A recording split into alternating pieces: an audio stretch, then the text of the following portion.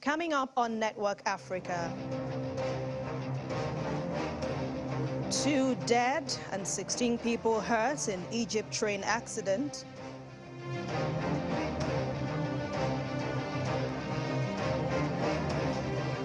Eight killed in Cyclone Freddy's second assault on Madagascar.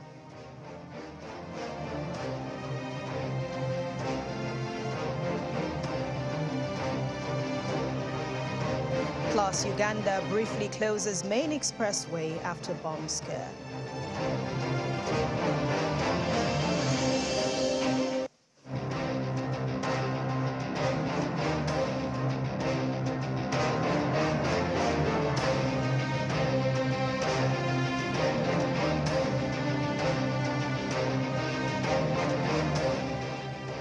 Hello and welcome to Network Africa. Thank you so much for joining us. I'm Anne Mwawadu. We start in Egypt, where at least 2 people have died and 16 others injured after a passenger train derailed in the north of Cairo. The derailing happened as the train was traveling through the city of Qoilob on its way to the city of Menuf in the Nile Delta. Egypt's National Rail Authority specified that the accident occurred when a passenger train entering the area of the station went through a stop signal, leading to the derailment of the locomotive and the first carriage. About 20 ambulances have been dispatched to the scene and the injured have been transferred to nearby hospitals. A ministry statement says they are in a stable condition. The death toll from Cyclone Freddy's second assault on Madagascar has risen to 8 as it strengthened on its way to Mozambique. The UN's World Meteorological Organization is saying that Freddy, which originated off northwestern Australia in early February this year, is on track to become the longest tropical cyclone on record. More than 40,000 Malagasy also have been affected and more than 14,000 displaced since the cyclone returned to hit the island after following an unusual path. In total, at least 15 people have died in Madagascar since Freddy first hit at the end of February, bringing strong winds and torrential rains. 1 person is still missing and more than 1,000 homes have been destroyed. As of Tuesday afternoon, the cyclone was in the Mozambique Channel, and that's about 250 kilometers northwest of the coastal city of Toliara, with winds gusts of up to 180 kilometers per hour. About 10 storms or cyclones across the southwestern Indian Ocean each year during the cyclone season, which runs from November to April. Uganda's police briefly closed a busy expressway this morning that connects the capital Kampala to the country's main airport, and after the security scare. According to tweets by police, a bomb squad was deployed to conduct an investigation along the Etembe expressway before it was cleared for public use. Motorists were diverted to the old road that runs near the expressway until investigations ended and the normal traffic flow was restored. Police added that the suspicious object was removed and the highway had been reopened. One of the bodies in opposition to the Rwanda migrant plan is the charity Care for Cal in Uganda, which says that the government's proposal to stop anyone arriving illegally in Britain from staying will not stop migrants crossing the English Channel from Europe. Under pressure from its own lawmakers to find a solution to the flow of migrants arriving in Britain across the Channel from Europe, the British Prime Minister, Rishi Sunak, has made stopping small boats one of his 5 key priorities. Claire Moseley, a founder of the organization, is of the opinion that the new proposals would likely have little effect and it would not deter migrants from making the perilous journey across the Channel. She also suggested that the government's policy to deter people has not worked and it should offer migrants safe passage as a viable alternative. More than 45,000 people made the perilous crossing from France just last year, but asylum applications to the UK are below the European Union average, and that's according to official data. I think from our point of view, the most important question is what are the government trying to achieve for this?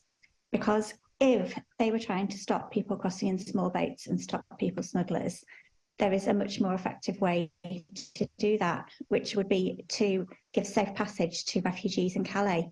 And we have put this to them. We have said if they look for people who have a viable asylum claim and offered those people safe passage to the UK so that they could then make their claim in the UK, then that would remove 90% of the people smugglers' profits in one fell swoop.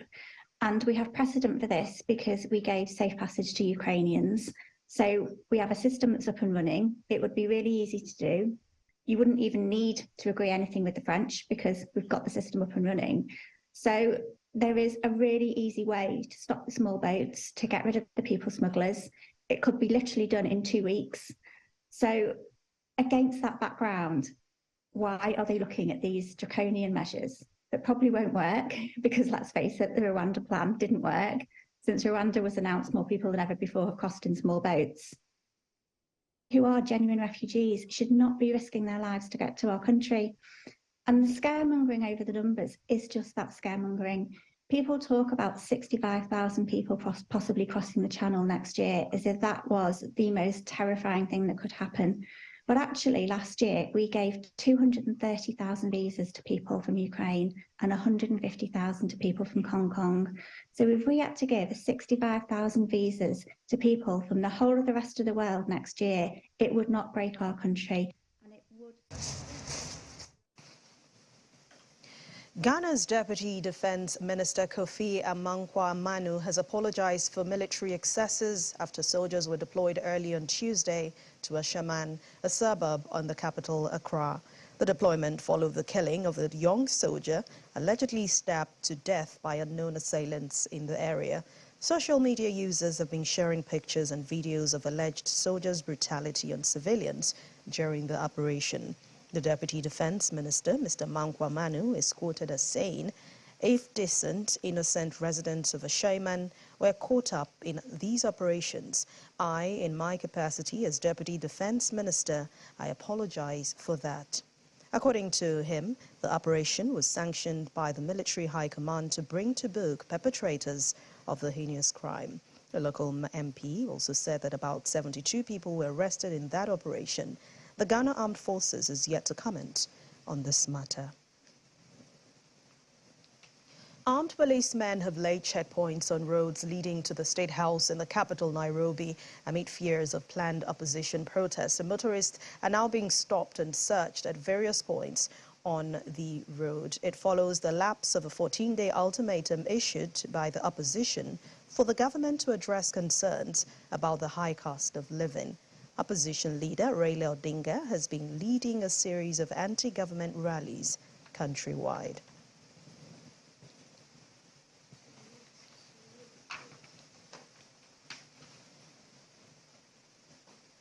Let's head to the Eastern Democratic Republic of Congo now, where registering to vote can require a police escort. Members of Congo's Tutsi community say they are facing a campaign of threats and violence aimed at blocking them from an election later this year. In the DR Congo, registering to vote may be dangerous. That's if you're a member of the Tutsi community. Some Congolese Tutsis say a campaign of threats and violence is aimed at excluding them from an election later this year. This woman was hit with sticks and rocks by youths after she tried to sign up in the town of Yangezi. That's according to Philippe Ruhara, a local Tutsi representative in South Kivu province. Look at her arm. It's broken. Her face and her back also injured. They told her to go back home. This other one, they broke into her kiosk and threw stones at her house and promised to burn it down. Ruhara says members of his community, known as the Banyamulenge, had received anonymous leaflets warning them not to register. Tutsis have long faced discrimination in Congo because of their ethnic link to Rwanda's Tutsi community. Congo accuses Rwanda of seeking to destabilize its east by supporting the Tutsi-led M23 rebel group, but Rwanda has denied this.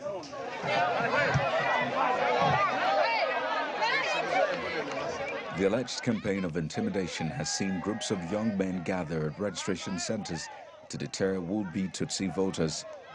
At one such center at the end of last month, youths scuffled with a Tutsi man who had come to register. Amos Bisimwa Obabej is the president of a so-called Movement of Citizens. Those who want to testify for someone must do so with patriotism in mind. We must not sell our conscience and testify that someone is Congolese when he's not. But I insist, everyone who doesn't look the same as you is not necessarily a foreigner. Those who want to testify for someone must do so with patriotism in mind. We must not sell our conscience and testify that someone is Congolese when he's not.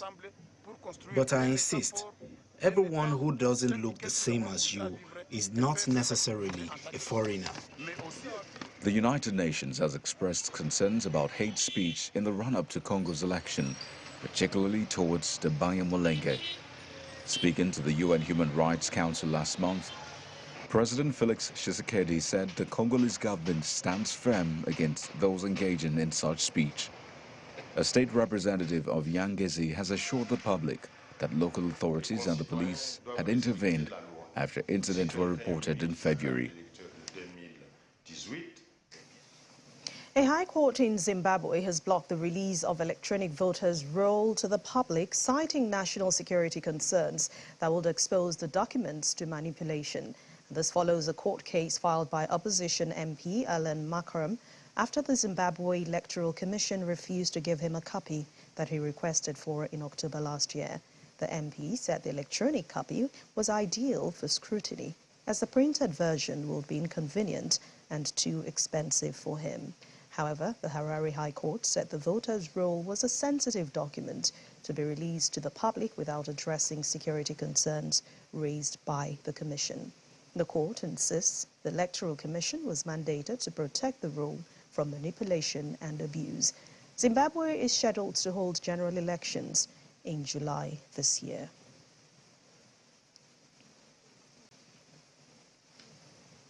The number of people forced to flee from drought and conflict has reached a new high of 3.8 million people. 5 failed rainy seasons and ongoing conflict have forced tens of thousands of people to seek refuge in major cities and towns like Baidoa and Mogadishu.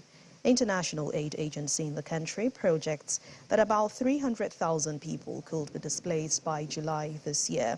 And those who have come to seek refuge in Baidoa said the returning home was not an option for them because they can no longer farm to survive, and they added that the danger of insecurity puts their lives even more at risk.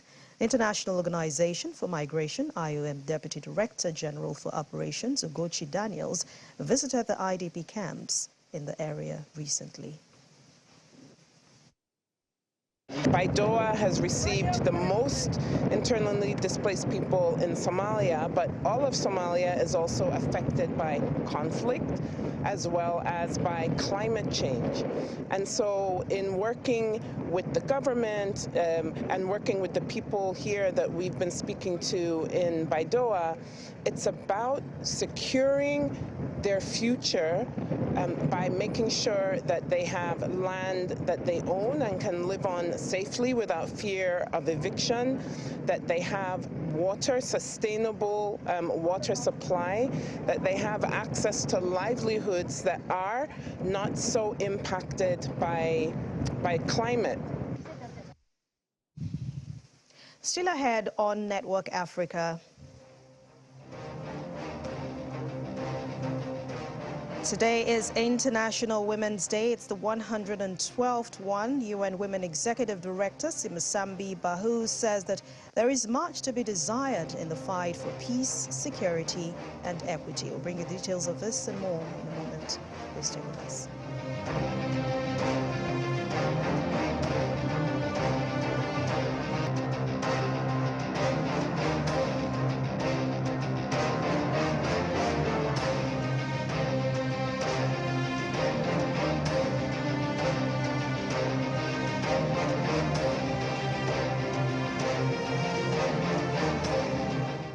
Welcome back. The United Nations Refugee Agency, UNHCR, is rushing to provide assistance to over 100,000 Somalis, mainly women and children, who have fled Ethiopia's Somali region in recent weeks to escape clashes and insecurity in the city in Somalia's Seoul region.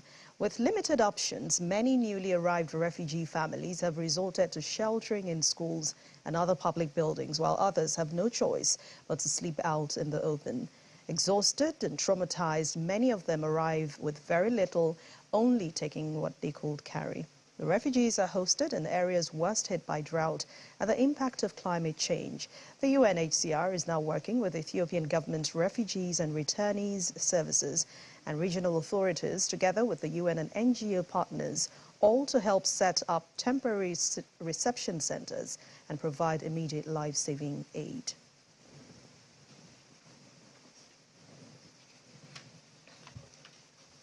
And joining us now on the program to discuss women and their position in society is the Executive Director, Women in Management, Business, Public Service, WIMBIZ, Hansatu Adegbite. Thank you very much for joining us on Network Africa, and welcome to the program. Thank you so much for having me. And happy International Women's Day. Yes. Right, I actually wanted to say the same for all of you at Channels TV. Thank you. Now, would you say that women have made tremendous progress from the days of, maybe your days so far? What would you say regarding that? Well, initially, I would have said, yes, we have made tremendous progress, but it seems as if as we're moving forward, we're still also being pulled backward. There are significant progress in areas of business, even in politics, to be honest.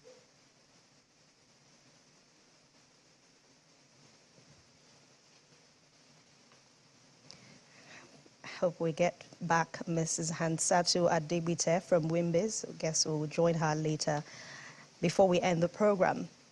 Now let's head to other stories. Kenya will expand the use of the world's first malaria vaccine in the country. Well, Kenya is one of those countries, along with Ghana and Malawi, where the RTSS malaria vaccine is already in use.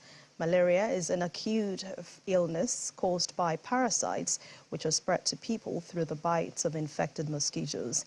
According to the World Health Organization, the vaccine acts against Plasmodium, the deadliest malaria parasite globally, which is also the most prevalent here in Africa. The extension announcement by the Ministry of Health follows a recommendation from the National Immunization Technical Advisory Group for the use of vaccination within Kenya's lake endemic region, and the WHO recommends for broader use of the vaccine among children in sub-Saharan Africa and in other regions with moderate to high malaria transmission.